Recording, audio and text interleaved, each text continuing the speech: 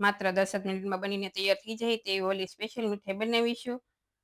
તો તેના માટે 200 ગ્રામ પનીર લીધું છે. પનીરને સાવ ઝીણું આ રીતે ક્રશ કરી તેને આપણે પેનમાં એડ કરીશું. સાથે અડધો કપ મિલ્ક પાવડર અને 2 સ્પૂન મલાઈ એડ કરીશું. જો મલાઈ ઘરમાં અવેલેબલ ના હોય તો તમે 2 સ્પૂન ઘી પણ એડ કરી શકો છો. હવે તેમાં અડધો કપ દૂધ એડ કરી સારી રીતે મિક્સ કરીશું. જો જરૂર પડે તો આપણે ફરી થોડું દૂધ એડ કરીશું. તો થોડું થીક એવું લાગે છે તો ફરી આપણે અડધો કપ દૂધ એડ કરીશું અને સારી રીતે મિક્સ કરીશું. અને આ મિશ્રણ છે એ સારી રીતે મિક્સ થઈ જાય પછી જ આપણે ગેસ ઉપર મૂકીશું. તો હવે ગેસની ફ્લેમ મીડિયમ રાખી તેમાં થોડું કેસર એડ કરી આ રીતે ચલાવતા જઈશું. જે 5 થી 7 મિનિટમાં મિશ્રણ છે એવું ઘટ એવું થઈ જશે અને પેન પણ છોડવા લાગશે. તો હવે તેમાં 1/3 કપ સૂકા ટોપરાનું છીણ સાથે 1/3 કપ સુગર એડ કરી સારી રીતે મિક્સ કરીશું અને 2 થી 3 મિનિટ ચલાવીશું એટલે સુગર છે એ સારી એવી પીગળી જશે અને મિશ્રણ છે એ પેન છોડવા લાગે એટલે તેમાં 1 પિંચ જેટલો એલચી પાવડર સાથે તૂટી ફૂટી એડ કરી સારી રીતે મિક્સ કરી ગેસની ફ્લેમ બંધ કરીશું.